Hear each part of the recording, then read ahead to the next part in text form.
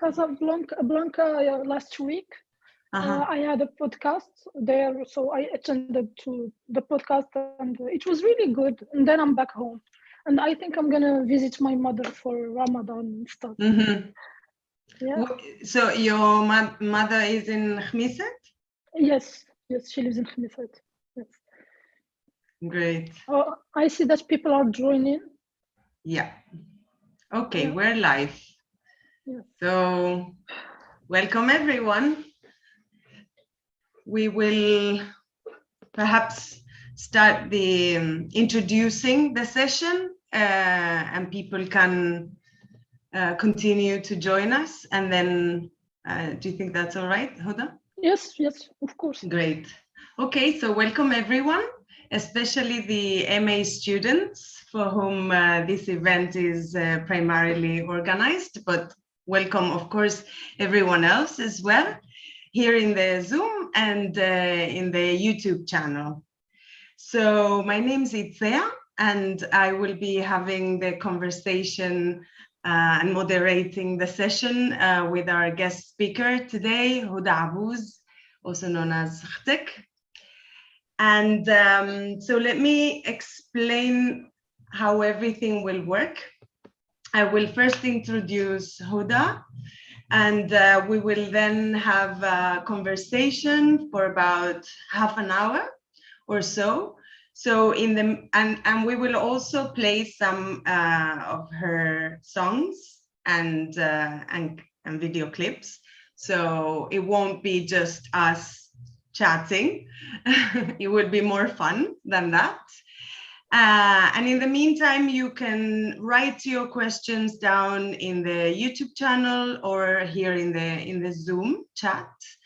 And then I will collect them. And when we open the floor after our brief chat, then Houda will answer all your questions. But you can also, you can write them while we talk or just after, when we open the floor to the Q&A. So yeah, and a last note on the questions. So the session is in English, but you can pose your questions in English, but also in Arabic, in French, in Catalan, in Spanish, and Francais. And then, yeah, this is a multilingual session. So please, everyone, in all the languages that we know, Euskera as well, please feel free to ask your questions in whatever language you feel most comfortable in. So, Erayek, shall we start? Yes. Yeah, first of all, thank you very much for the invitation. Thanks to the IEMed University for having me, and I'm really happy to be here with you, and Ramadan Kareem to all our fasting friends. Allah Akram, and thank you for accepting the invitation. We are really, really honored to have you and have this conversation with you. Cheers. Okay, so the Moroccan rap scene in the last years, in the recent years, has witnessed the emergence of numerous talents, and especially women, like Kartas Musa, Ilham Al-Arbawi, also known as Ili, Manal Ben Shlicha, and of course, our guest speaker today, Houda Abouz, also known as Khtek. Based in Rabat, Houda was born in Khmisset, which is a city between Rabat, the capital, and Knes in the inland. And then she moved to the north, to Tetuan, where she majored in film studies in Abdelmalik Saadi University. In November 2020, Khtek was announced as one of the BBC's 100 women for that year. What started at the end of 2019 with the upload of single promising freestyles on social media culminated in January 2020 with the release of the single Hors Série, alongside local rap stars El Grande Toto, Don Big, and Draganov. And by the way, I checked today, and this song has 31 million views as per today. I didn't know. Thank you for the update. Khtek then followed up in February with her debut single, Kick Off, in which she rails against a male-centered and patriarchal society. And from then on, her flow and lyrical sharpness, wrapped up in a mix of Moroccan Darija or Moroccan Arabic, French, and English, have made her become one of the most successful artists in Morocco. So it is our great pleasure to welcome Khtek to this session again. I'd like to start by asking you to tell us why you chose Khtek as your artistic name. For those of you who don't know, in Moroccan Darija, Khtek means your sister, but it is also used as a provocative insult. So. Yes, well, when I actually started my career in 2016, because I started writing in 2016, but I was more of an underground rapper. I didn't release anything in that period of time. My name was The Unusual X-Red.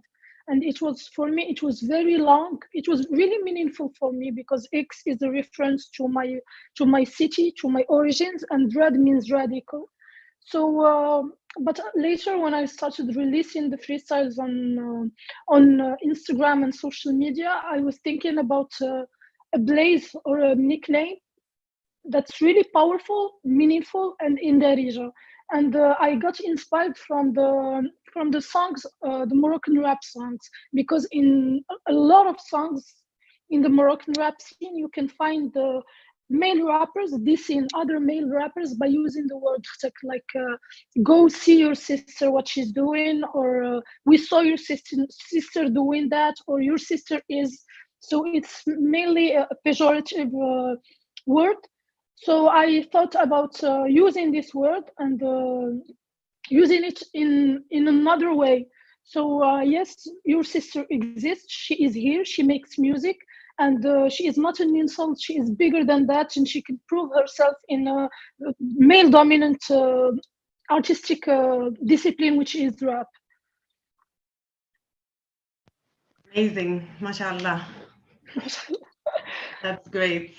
So you just mentioned that you started your career as an underground artist. So I also read that you were fascinated by hip hop, and that you were encouraged by your friends to pick up a mic, and that's how you started. So could you tell us a little bit how your career is influenced by street art, and tell us a little bit that longer trajectory? Okay. Since I was a child, I think I've always been influenced by arts, literature, music, and cinema, a lot of artistic disciplines. I was always a kid that didn't like science and mathematics, but I liked history, I liked French, I liked these kind of things. And when I started discovering music, as all of us, I started by listening to the Moroccan rap in the very beginning of it. So it's 2006.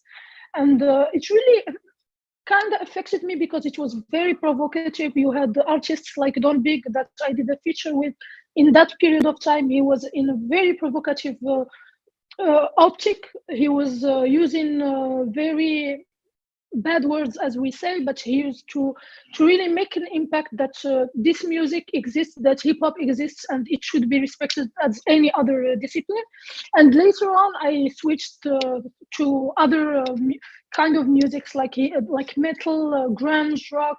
And in 2013, a friend of mine sent me what was happening in the Moroccan rap scene. And when I saw what was happening, it was like, wow, because there was such a diversity between rappers who were engaged politically. because of what was happening in the world in that period, what we call the Arab Spring. And at the same time, there was very good rappers who were very playful, very, very funky, very philosophical. Even you had this multitude of identities in the rap scene. So I started digging because I really liked hip hop. I liked the complexity of it, the diversity of it, the way it's inspired from the streets, and that in hip hop there is no such thing as a social. I don't know how to say it, but there is no rich or poor. It's people are joined in this culture. They love these cultures, and it came from poor places like Detroit, like Brooklyn and stuff.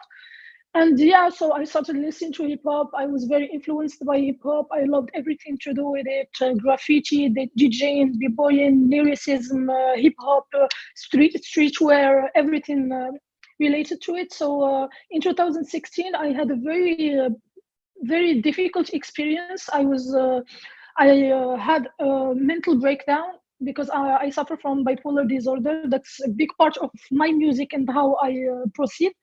And I got in a mental hospital, and it was very difficult for me to cope with it because I was very young at that age. And once I left the hospital, I started writing. I started writing things about being a woman, about how I see the world, about loving other artists, and things kept evolving. And in 2019, I started publishing and sharing my freestyles on the platforms like Instagram. So yes, it's an evolution, and maybe if I didn't live that very intense experience, I wouldn't be the person and the artist I am today. So yeah. Thank you so much. Very inspiring. Thank you. So I told you, I particularly like your song and your clip, Ftila. The lyrics of which I learned as I was starting with Darija classes with my friend Numidia. So why don't we play it and let people get a taste, those who don't know you, get a taste of your work, and then we can follow up with more questions. Okay, I will just, I think I removed my video so we can all concentrate on the song. Great, me too. Jordi, would you please? Great.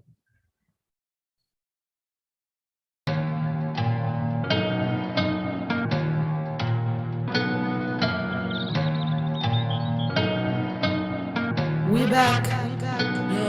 كنبغيو نزيدو كيجرونا نوحلو معاهم والصحام يدينا على ودنينا باش ما نسمعوش داك الكلام. واحلى بين نعيب وحرام في قلبي العافيه في يدي لام. واش نسمع الماي ديمن تلفت الشمال ولا اليمن في هاد الدنيا عاشرت ريما ربي معايا بالايمان. وتشالك حالت كاينه في تشيله كون غافتيله الضو يظلام خو غير حلمت نكبر فري سبيريت زيرو اتيكات. بغاونا في كادر واحد كوبي كولي كيشي مونيكات. طلع امباير فلو رايمز ختك ستيلو ارشيتكت. غير بديت ايزومي كيسولو جات دارت وبان. غنبقى ريل تلم فيني كذوب ديالكم مانتياخ. نخلي الراب في الذاكره فلسفه ستيلو سميه. حيت دازو عليا شيكيات ورثت مبرز لو النيه. ولينا نتعاودو بحال ليا مو على الخضر ما غمياك. بغيت غفتي لو وسط الليل فين غتوصلني. ما بغيتيش تدو خليك مظلام الدنيا راه تسليت. بغيت غفتي لو وسط الليل فين غتوصلني. ما بغيتيش تدو خليك مظلام الدنيا يلا شعل يلا ضوي يلا شعل يلا ضوي ضوي ضوي يلا شعل يلا ضوي يلا شعل شعل فتي لو ضوي يلا. كندعي ربي يغفر لي الحقد عليا الله يشافيك. لا بالك في خوك شي فيس شوف واش راسك تنتفيك. تا من راسي غلطه فيه غنوريك تتقول صافي. ما كنتعاملش بحق كنتعامل شي مرات طلعت التوفيق. صافي ملينا الغبينا بغينا الدنيا والدين حيت واخا كيعفسوا علينا ويدي دي كوز وي فيل. كاين غير العائله ولا تيم اما زيغن في لي غاسين. داكشي علاش ماشي باسيف وسميت اختك راه في لي كلاسيك. بغيت غفتي لو وسط الليل فين غتوصلني. ما بغيتيش تدو خليك مظلام الدنيا راه تسليت. بغيت غفتي لو وسط الليل فين غتوصلني. ما بغيتيش تدو خليك مظلام الدنيا يلا شعل يلا ضوي يلا شعل يلا ضوي ضوي ضوي يلا شعل يلا ضوي يلا شعل شعل فتي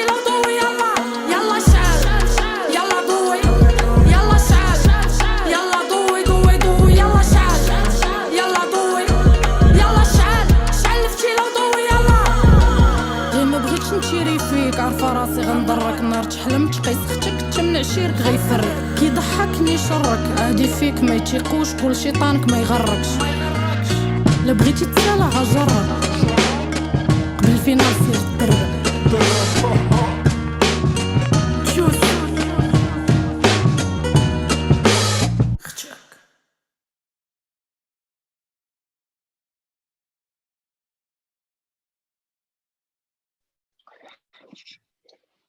Okay, I really love the aesthetics of this clip, and as far as I know, you are surrounded by a number of models and artists from Morocco.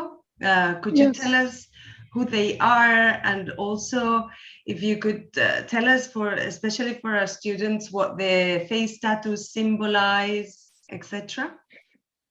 Well, I think the song is about the ftila is the lantern. It's the thing in the candle that lights the candle. So for me, ftila is a song about hope and about enlightenment, that people can choose to stay in the darkness, in that state of being basic, or they can evolve and be the best version of themselves. And in the songs, when I was writing the song, I wrote Immaziren Fleracine. Immaziren Fleracine means it's a dedication to my Amazigh origins and my Amazigh identity. So I say that because of being Amazigh and being proud of being Amazigh, I am not passive, and my name will stay in the classics. So the girl who is wearing the Amazigh outfit with the Amazigh tattoos, the symbol, it symbolizes earth, fertility, and it's an image that proves that this generation of artists and of women are still related to their origins and to their ancestors. And for the women that are with me, I always think about having this inclusivity, of having this diversity of people in my music videos. I couldn't have on Ftila, I couldn't have a person that wears the veil. Unfortunately, it was a little bit difficult to have someone wearing the veil, but for me, it's very important to have that diversity, and to prove that I have women by my side, and this sorority, or this female energy is the thing that can make us go further in what we are doing. Because I think we are, as a feminist and as a female artist, I am kind of tired of the competitivity and the toxic clashes that we have between females, that society made us be.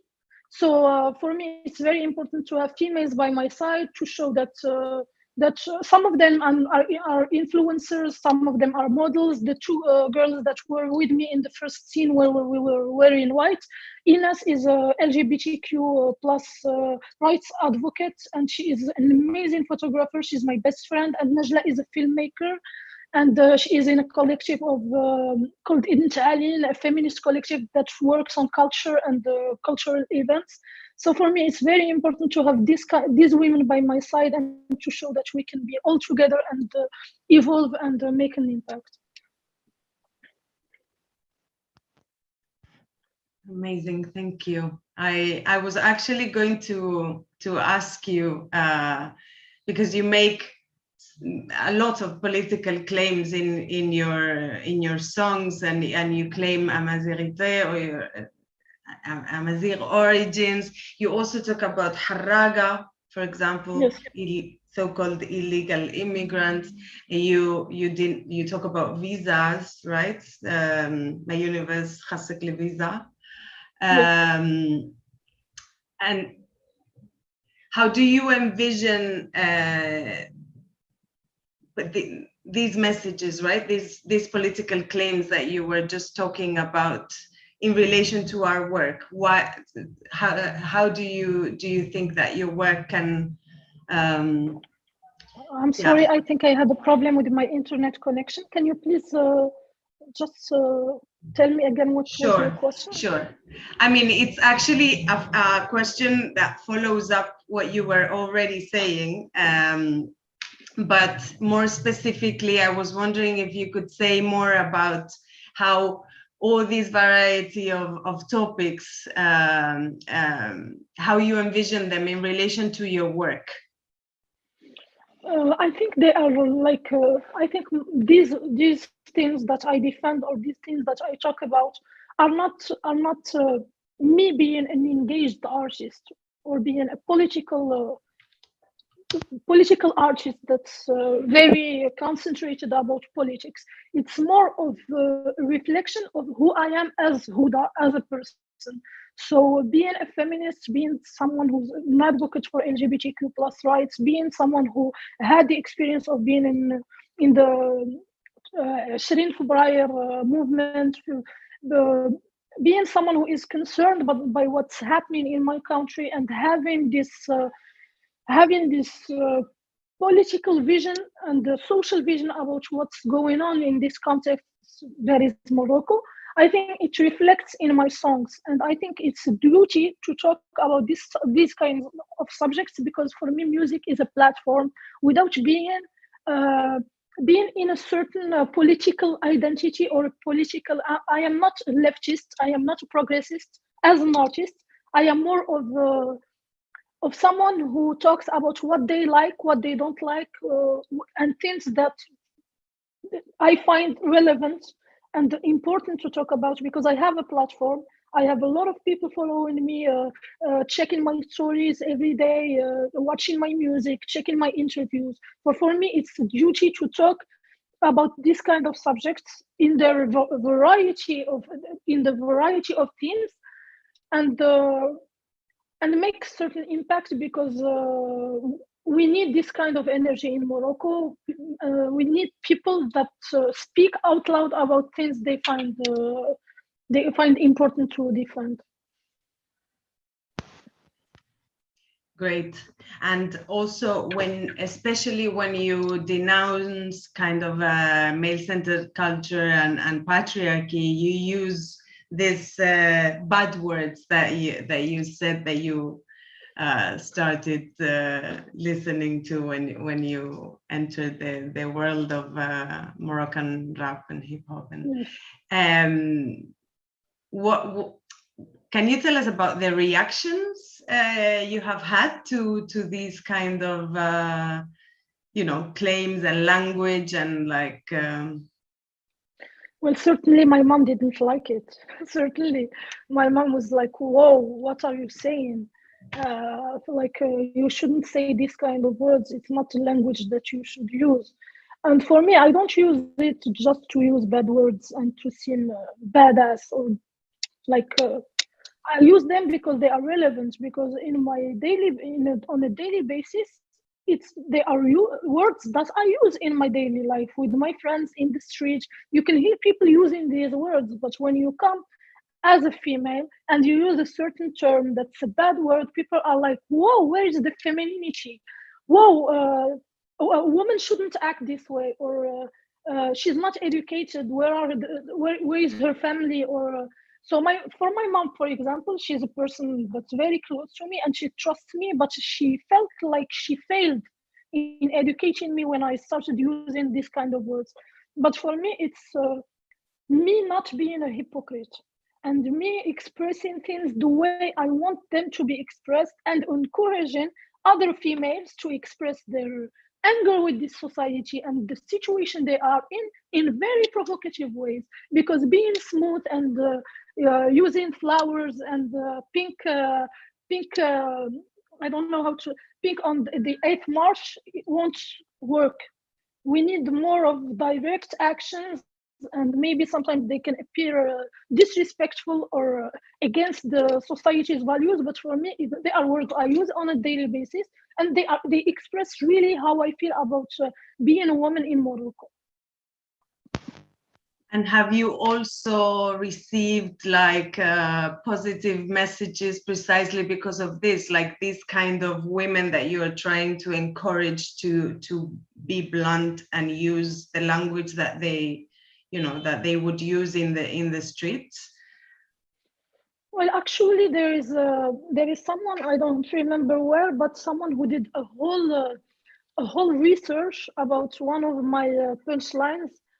And I was like, whoa, so people are not seeing it the way most of people in my country see them. They are seeing it more of a political statement, of a bold statement and a reality, because the reality we live in as women in the Arab world or in Morocco is very violent. It's very stressful. It's very scary to be a woman in the streets. You cannot go out at night. You need to always feel safe and have some groups of people that you feel safe with. So for me, there is no. It's the right reaction to this kind of routine that we are in, and I think people are starting to understand that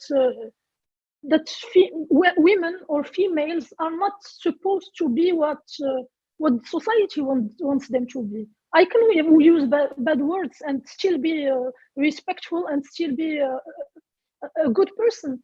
Why do men use this kind of words in their songs? And it's okay, but when I use the same language that all of us use in this society, it's provocative and it's not feminine. So there are people who understand, but I actually don't care. For me, the thing is to express what I feel without being in any kind of censorship. And you also specifically denounce the attitudes of your male colleagues as well. You have just explained that your name is partly coming from their like respective views of Khtek. Do you see a change there as well, not only with regards to you, but also there are other female rappers in Morocco as well? Do you see any change in their attitude? I think there is some kind of change because we are seeing more I had many collaborations with the male rappers in Morocco, a lot, and I've always felt respected for my art, and not for only being a woman who is trying to be a lyricist and make music. I am respected as an artist and for my art. And I have a lot of friends in this industry, and other female rappers are collaborating with other male rappers. But I think the problem is not, there is some kind of a sexist mentality that exists. So to fight it, you need to just prove yourself and do what you want to do. And I think the fellow rappers and people we work with are starting to understand that there is no problem with the woman making music. She can do that. Nobody needs to give her the authorization to make music. But I think the bigger problem is the rap public. Is the mentality that you see in comments, that you see in direct messages, that you see, and it's just a reflection of the Moroccan society. So sometimes you can find very hurtful and sexist comments on posts that talk about female rappers, and we have this common word, it's kuzintek, so your kitchen. And whenever there is a woman trying to do something, they start writing down this thing that's kuzintek. And I think all female rappers and artists in Morocco started having this kind of mana, this kind of a shield that protects them from this. But sometimes it gets really, especially in internet, on social media, it's sometimes it's bullying.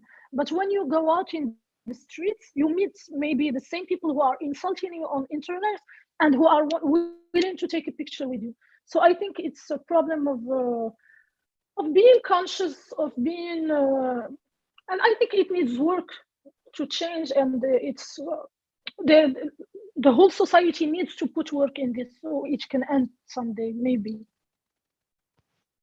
Sure.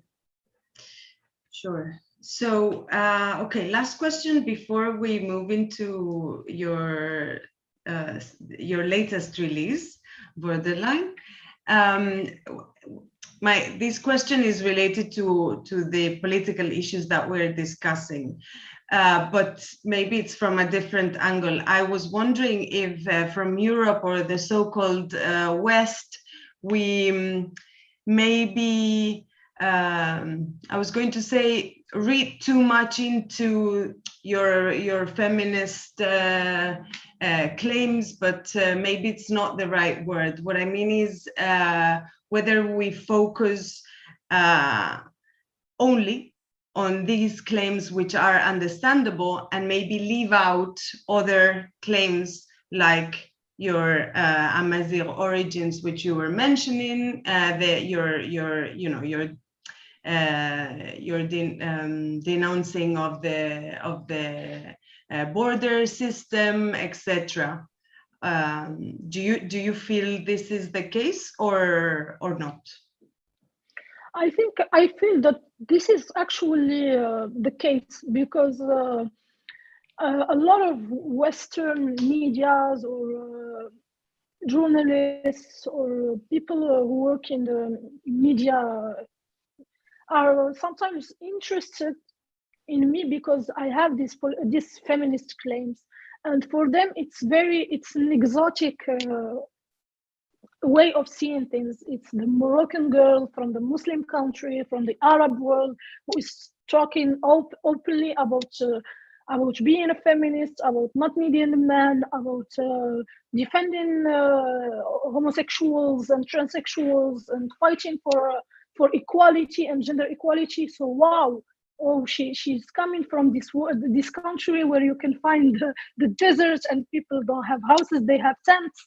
And I think this exotic way of seeing things is sometimes it can be provocative or it can be hurtful, but I think that we need to correct some kind of things, like using the word Arab. For me, I am not Arab. I am North African. I am Amazigh, and I have this complex identity, and you can just see it in our Darija as Moroccans. It has Spanish, Amazigh, Portuguese, and it's very complex. So I think that these kind of platforms are needed to change and correct some kind of thoughts that people have on us as Arab and female rappers from the third world countries.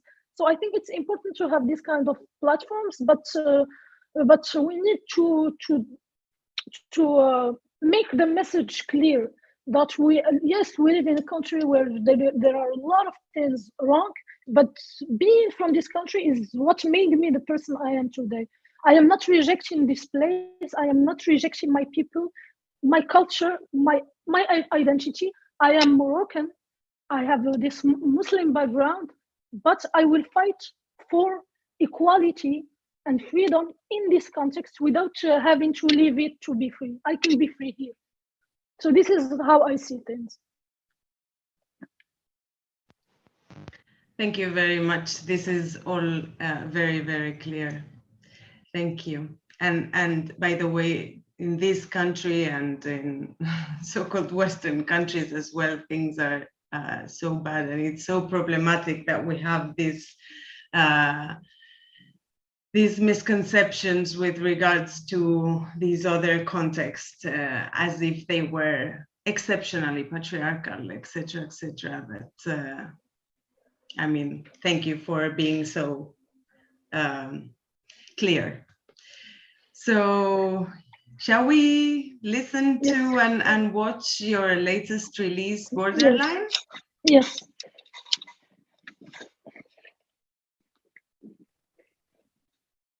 Jordi, if you could, great, thank you.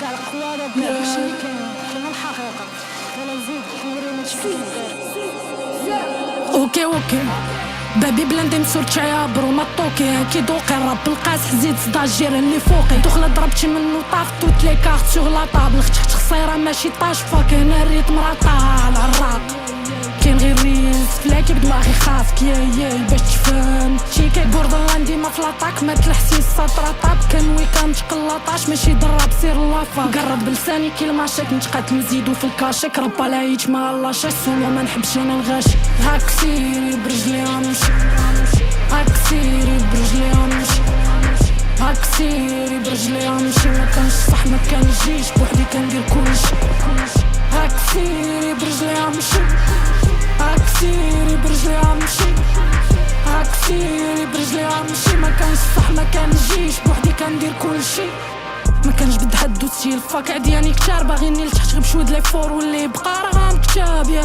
نعمر صفحه فوراق الكتاب دماغي طفى ستيلو خوا دريبلي في الدياب ضربه طاطو تشلكمام سير غنشوكي حتى الغسال زيد الوالده دايب العفو وانا راه غادا وكان بزاف كنت مع الاخرين في الليسا دابا مع الاولين في الراب غترطات سالي طفايه ولا غارق في الشراب بين على الجد اللي قراك نعطيك بالكود غير بقى الدراك انت من النوع اللي كيفليكسي بطابلو بوتاي في مراكش باغي نتا يشوفها شحال دليغو فاك 1000 مليون فات شالع بينا بينو فاس باغي نتا يشوفها شحال دليغو فاك 1000 مليون فات شالع بينا بيلو فاس هاك سيري برجلي غنمشي هاك سيري برجلي غنمشي هاك سيري برجلي غنمشي ما كانش صح ما كانجيش بوحدي كندير كلشي هاك سيري برجلي غنمشي هاك سيري برجلي غنمشي هاك سيري برجلي غنمشي ما كانش صح ما كانجيش بوحدي كندير كلشي حيت ما بغيت تا استيدي داكشي علاش ما غاد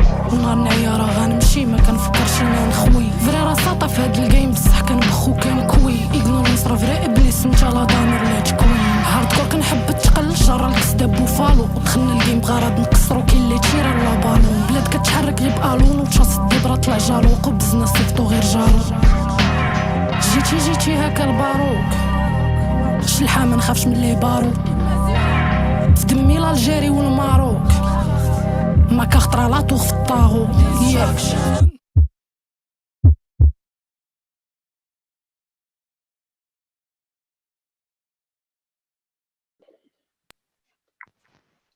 It's very different from Ftila. Very much. Do you want to tell us a little bit about this song, how it came about, and I think this song is very chaotic.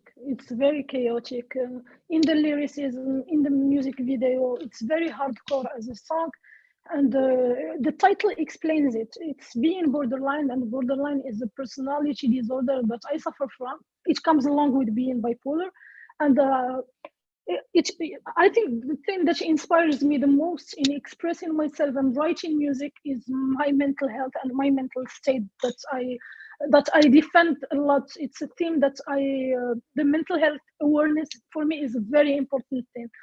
So the song is a little bit inspired from the moods I get, the moods I am in, the chaotic way of functioning I suffer from as a person who suffers with mental health. And the song, it treats a lot of things. The outro, for example, it's an old school outro where I talk about the country being corrupted, that sometimes people you consider the closest are the people that can backstab you in a context like Morocco, where people are poor, so sometimes you can find yourself doing anything for money, selling yourself, selling your people, and it's the things that poor countries suffer from. I talk a lot about I am not scared from being in jail. Like I see a lot of political prisoners in Morocco. People with a voice can end up in jail, and I say that I am not scared of ending up in jail because I am Amazigh, and Amazigh means free. And I talk also in the outro about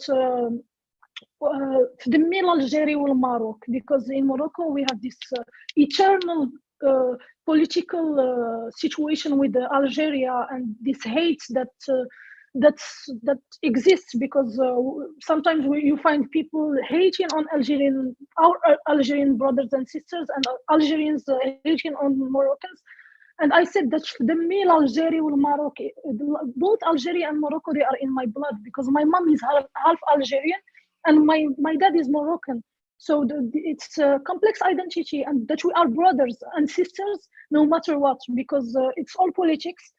So yeah, and in the song, it's a little bit also of ego trip, that I am the best one, that you will end up drowning, and there is a lot of things, and it's chaotic. It combines politics, being a woman and claiming of being powerful. I am a woman, I am powerful. Being sassy also. So yeah, it's a mood, and it's different from Ftila. As I said, Ftila is very wise. It's very, and borderline is very chaotic. And I think it's important to show this many facets of yourself. Absolutely, yeah. I find that many of your songs are very different from each other, and I absolutely love that richness. Yeah, well, I honestly, I had a lot of many other questions, but I think it's 7:15, so we should probably open the floor so that people can ask you questions and interact with you directly. Okay. So I'm not sure that there are questions in the chat.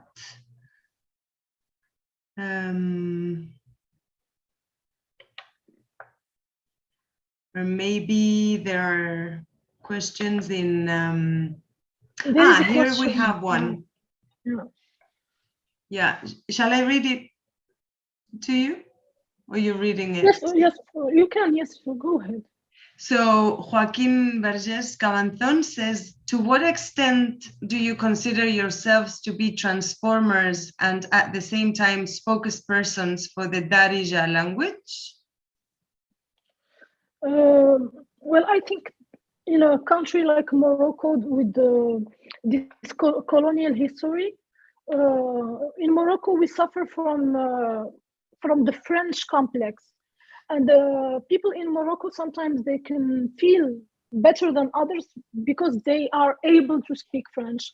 And I think it's the result of colonization. In Morocco, sometimes you can't have a value if you don't speak French well. And I think these musicians and artists and key opinion leaders and influencers and people who are trying to make an impact are proving that we can be valuable without speaking French, and that our language, which is the Darija, that some people consider a dialect, for me it's a language, and it's very for me. I love speaking Darija, and I love the fact that I can write in Darija because it's very powerful, it's very complex, it's very raw, it's very rude, and I think it's important for artists to. I can be seen and people can be interested in my music worldwide, but I can still speak Darija, and I can still present myself as a Moroccan person, even in the media. So if you, for example, if in an interview, someone comes to Morocco to do an interview with me, it's for example, a French media. Why would I speak in French if you can translate what I'm saying? So for me, it's action direct, it's direct action to claim your identity, and Darija is a very big part of it. So I hope this answers your question.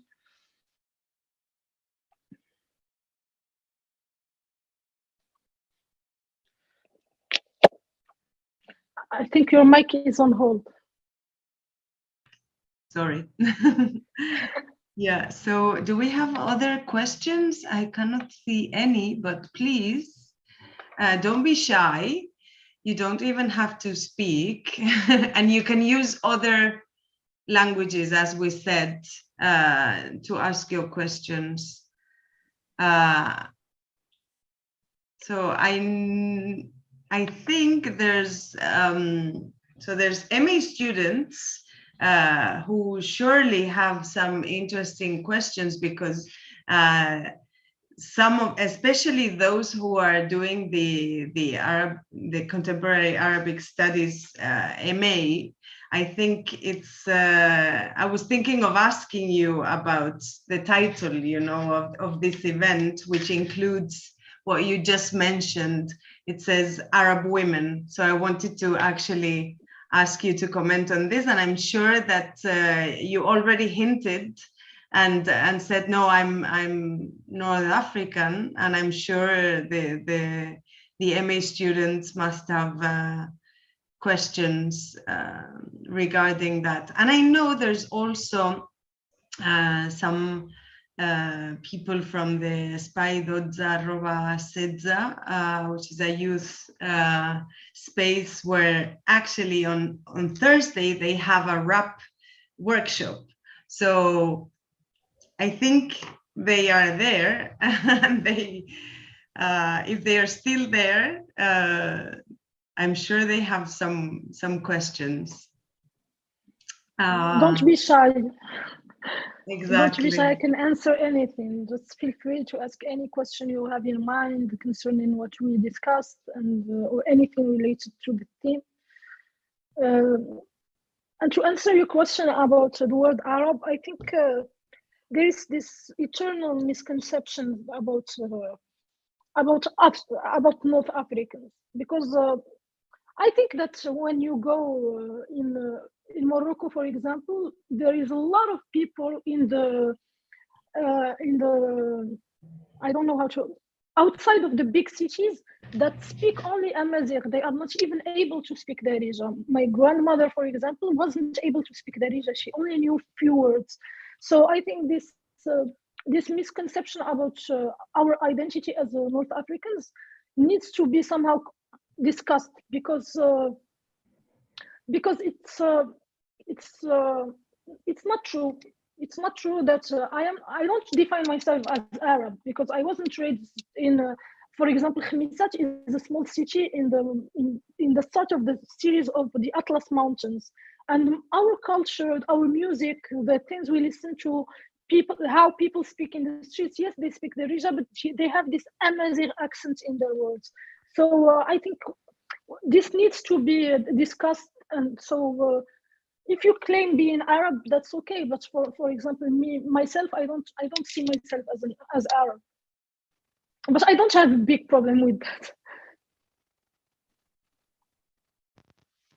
So Alba Fernandez says, have you ever thought to do a song in Amazigh language? Well, to go back to this thing, I think that one of the biggest problems in Morocco that we were somehow Arabized, because a lot of families and a lot of kids started trying to escape being Amazigh and speaking Amazigh. They were somehow ashamed of because I think that when I was a little girl, when you see someone speaking Amazigh, a child, you think, oh, they are like from outside the city. It's a little bit very seen in a very bad way. And for example, in my house, my dad used to speak Amazigh, but he never taught us Amazigh, because my mother speaks Arabic, and my dad's family, all of them, they only speak Amazigh and Arabic with other people. So I never learned speaking Amazigh because my mom speaks only Arabic. And when I tried learning Amazigh, and it's very difficult to learn it, because I started learning the Amazigh that Al-Qabail speak, or other regions in Morocco. So I started having this Amazigh that's very complex. And I think this is one of the problems that needs to be addressed in Morocco, is the fact that we need to keep this language and this identity and this culture living, because it's the native culture and language of this land. And I think that it needs to be defended, and it doesn't need to be erased. So I think it's very difficult for me to make a song in Amazigh because I don't speak it fluently. But are there words in Amazigh in your songs? Well, not really, but there is this recurrence. I always like shlha, Amazigh. It's I always address being Amazigh, but words not really. It's mainly the region. Right. Okay, so we have a question from Ariadna Aubak Andres in Arabic. So she says, أهلا أولا شكرا على حضورك ومشاركتك. ثم هل اسم أختك يشير إلى نوع من الأختية بمعنى sorority تجاه النساء إضافة إلى محاولة لتغيير معنى الإهانة؟ أتمنى أنني كنت واضحة. أريادنا.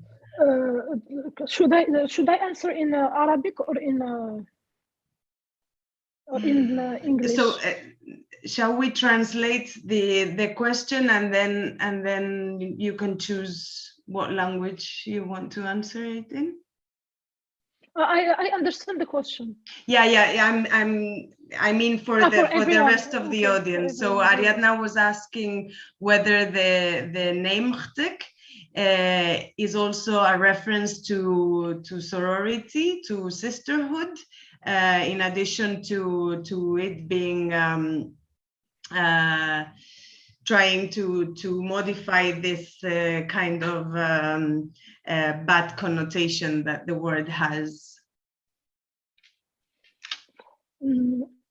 Okay, I think I'll answer the question in English.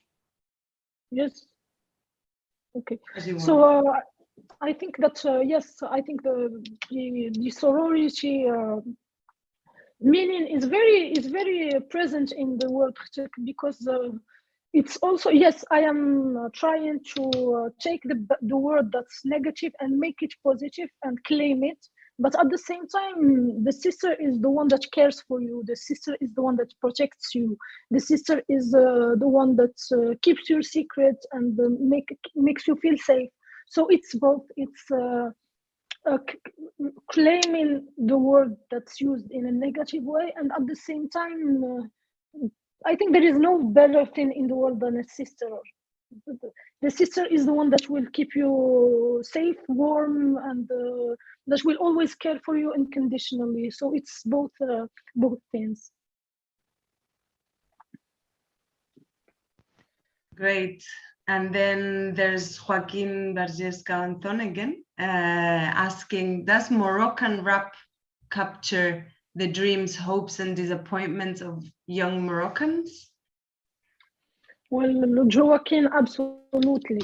I think it's the Moroccan rap is the thing that's most listened to in Morocco, and it's the thing that makes us happy as Moroccans and as a youth. You will find everyone listening to rap in Morocco, and it's a thing that keeps us hopeful, because you see examples of rappers that did succeed, did arrive to a level of fame, of success.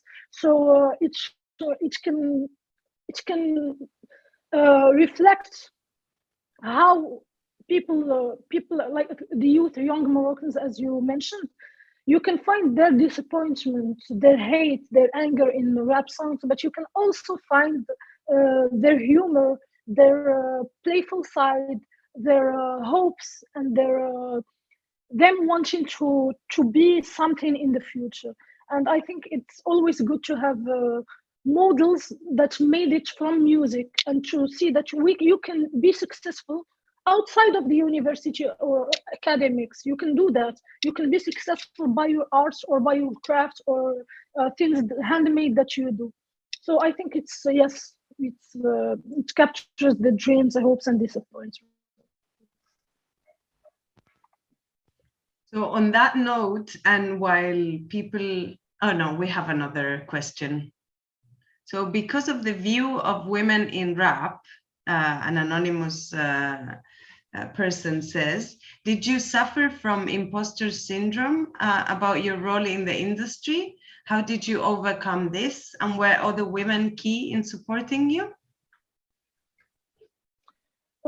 I think that, yes, I've always felt, and I still suffer from the imposter syndrome.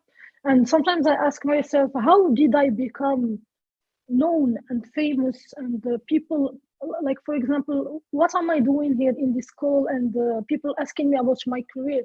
Sometimes you have this feeling, and it's because of this mentality and this brainwashing that we've always been living on, like a woman in football or in soccer can't make it, a woman in martial arts can't make it, a woman in rap music and hip hop can't make it.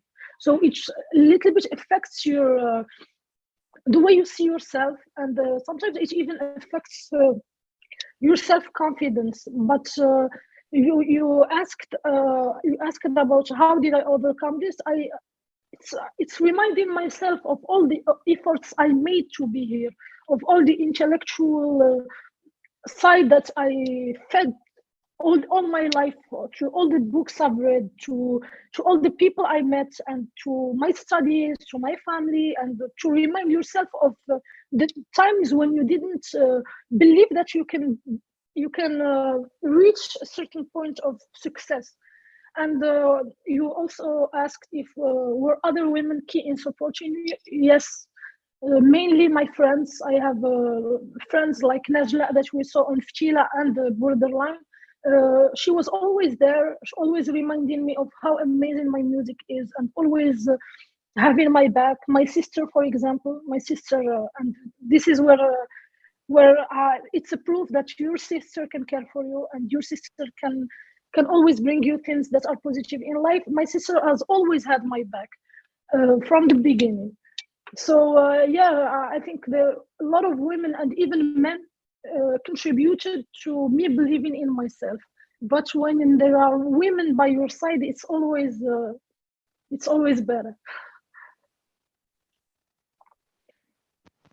I think there is another question in the yes, it's from it's Anna. Yeah, it's in French. I'm not very good at French. Well, actually, there's several questions. Yeah. Yes, it's the same one as in the chat. Yeah. So Reda says, est-ce que ton point de vue en ce qui concerne l'indépendance de la femme au Maroc t'influence sur ta vie quotidienne au niveau de ta relation personnelle avec l'autre sexe, par exemple? So, do you think that no? So, regarding your opinion, your views on the independence of women in Morocco,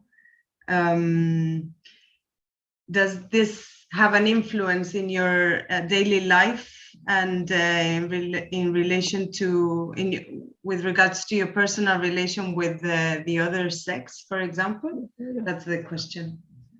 Well, I think that yes, it affects my my daily life, and it affects my link with the opposite sex, because I don't let things go.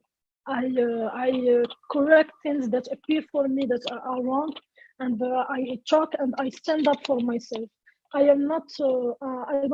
I see that it's important, and I stand up even for my friends, for my female friends that are in toxic relationships, or my people I know that are being beaten by their partners, or abused by their partners. So yes, it affects my link with the opposite sex, but I don't consider the opposite sex as an enemy.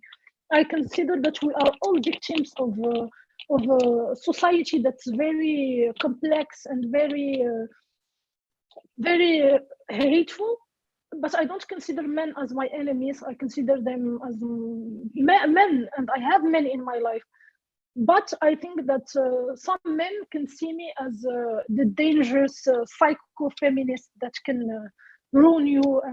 But I think it's very important to have women who stand up and don't let things slide, because when you have a sister or a friend that's being beaten and abused, I think that you should be the woman in her life to stand up and go against that man and fight that man.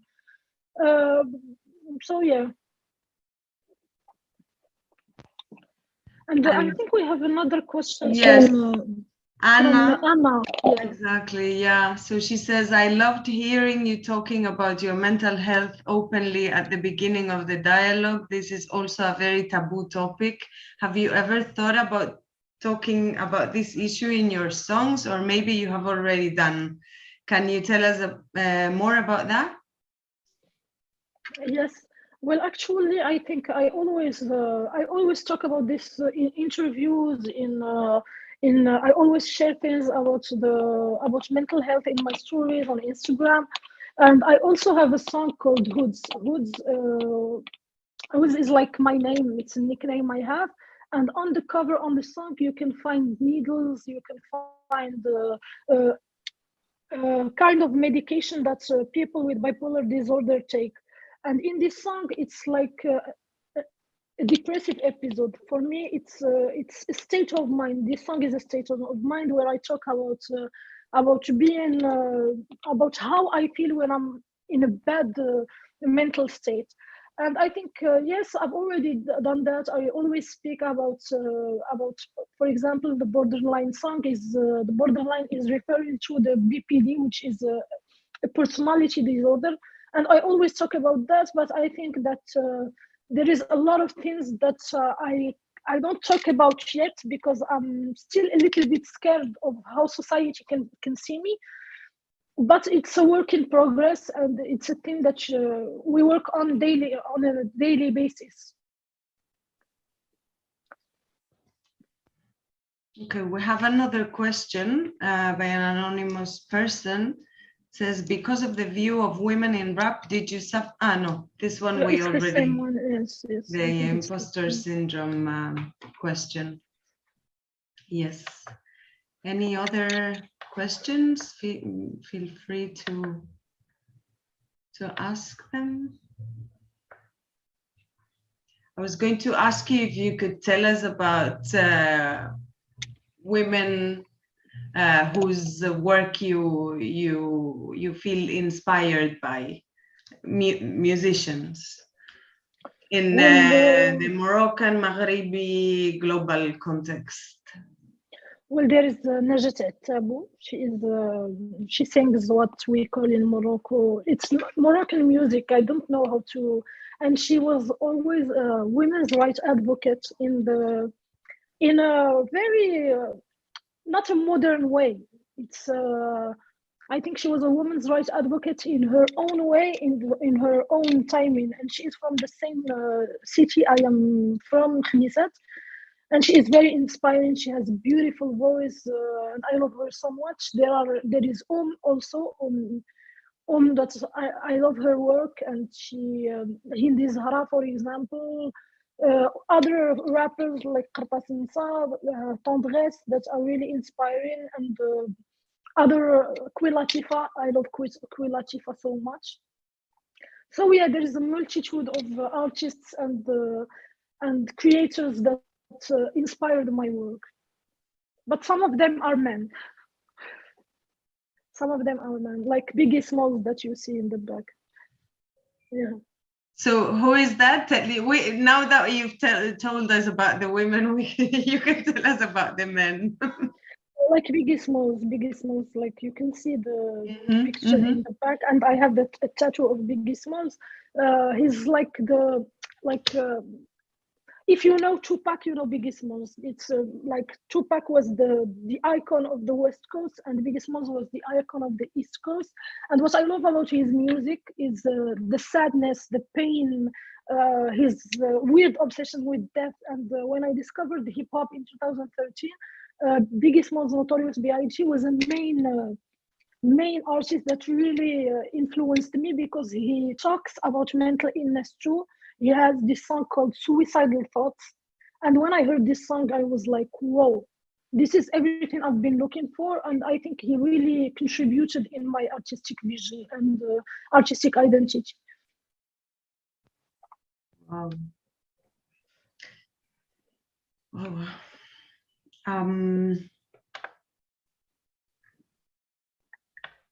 Okay, here we go with Ariadna. So هل لاحظتي تغيير أقليات الأجيال الجديدة في المغرب حول النسوية والمجتمع إلخ. So did you know, I'll translate it for the audience. Ariadna asks if, she asks, did you notice a difference in the mentality in the new generations in Morocco with regards to feminism, society, etc.? Well, I think to answer your question, Ariadna, I hope I spelled that right. I think that that yes, there is some kind of change, but it's this change. You can see it maybe on social media. You can see it on TikTok with the Gen Z, with the young people. But I don't think that this change exists on a big global basics in society. I think that we in the streets, in reality, things are kind of evolving. For example, you can find that people openly saying that they don't, for example, they don't consider themselves Muslims. But it's always a minority because I think there is some sort of impact, but it's on a very small scale. But it's still a good thing. And for example, the LGBT community, I think that what's good to see in Morocco is that people are there are people who are imposing themselves with their identity. I am trans, I exist, and I don't care about what you think of me. There are a lot of people who are claiming their identities, but it's still very scary to be from the LGBTQ plus community in Morocco, because you can be beaten and you can be insulted, you can be I don't know how to use the word, but you can be in not very safe situations. But I think there is an impact, but the work still needs to be, and even the government needs to help and needs to make a certain impact too, with changing laws, because in Morocco we still have laws that make it illegal to have sexual consensual relationship with someone from the opposite sex, and you can go to jail for that, and you can also go to jail if you are in a relationship with someone from the same sex. A lot of things like abortion are still illegal in Morocco. Eating in a public space in Morocco in Ramadan can make you go to jail, and a lot of other things. So I think that even the government is not really helping this situation we live in. And there is the question of of Anna. To which extent do you think Moroccan rap had an impact on the Moroccan Arab Spring? Well, I think it's a very personal way to see things. I think that the Arab Spring somehow had an impact on the Moroccan rap. And for example, you have Khtek, who is a Moroccan rapper who was arrested almost 3 times for his songs, for his rap songs, and he ended up going to Belgium and living there as an exile. I don't know what's the term, as a political refugee. Yes, as a political refugee. So I think that if there wasn't no 20 February, maybe Muad would still be in Morocco and would be still be living with his family. But sometimes I think the Arab Spring really had an impact on a lot of Moroccans, because without what was happening in Tunisia, Egypt, and what happened eventually in Morocco, maybe a lot of people wouldn't have this political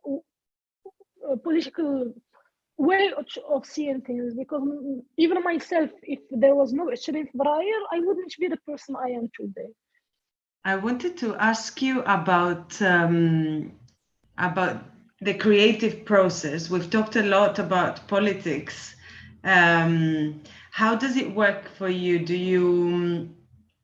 you always do things the same way, like maybe compose the music and write the lyrics, or the other way around, or Or how does it work for you? Do you have like rituals or specific places where you're inspired? Well, I think when I first started, it was writing, and even if things weren't sonically good, like they didn't have a certain pattern, I used to write all the time. And then when I started going to the studio, things changed because I started, for example, putting the text I wrote on the instrumental and writing everything, and then maybe working on some parts. So it was more of the lyrics used to dominate the song. Now I am trying other ways. So it's what we call the top line. The top line is where you, for example, you record a certain rhythm without the words. It's like harmonies, and then you add the words. So but sometimes I feel it's affects the lyricism. And for the rituals, I mainly get inspired when I listen to rap music, and when I want to go to sleep. Whenever I want to go to sleep, you find like punchlines and very interesting words coming to my brain, and I need to wake up and take my phone and write. And sometimes I say, okay, I think I'll remember them tomorrow morning. And when I wake up, I don't remember anything. But and even being in the studio, sometimes it can bring a lot of good ideas and original lyrics, for example. Do you also do it collectively? Like, do you often discuss it with your friends or your colleagues, and new ideas emerge from this, or is it really like your own process from A to Z? I think it's both. Sometimes it's me going to the studio knowing what I'm gonna do. Like I wrote the song, for example, Borderline. I worked with it with my friend and fellow producer Khtek. And I worked on the song. He was there, like, yes, do this, don't do that. But the song was mine. It was my idea, my lyrics, and everything. And sometimes you go to the studio, for example, you go to the studio, start working on something, and then you find yourself not being inspired or being stuck in something.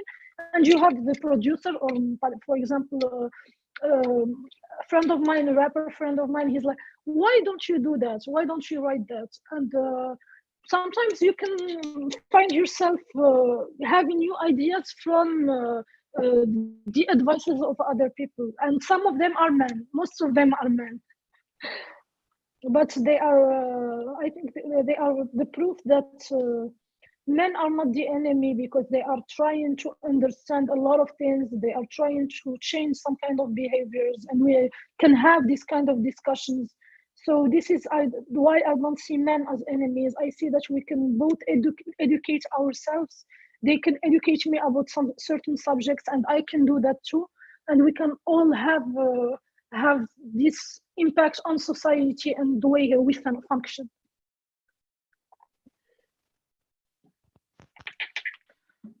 Absolutely. Well, I really hope that it wasn't possible this time, but I really hope that very, very soon you can come and we can have another conversation, but in person, and a concert, and and yes, that would be really in person.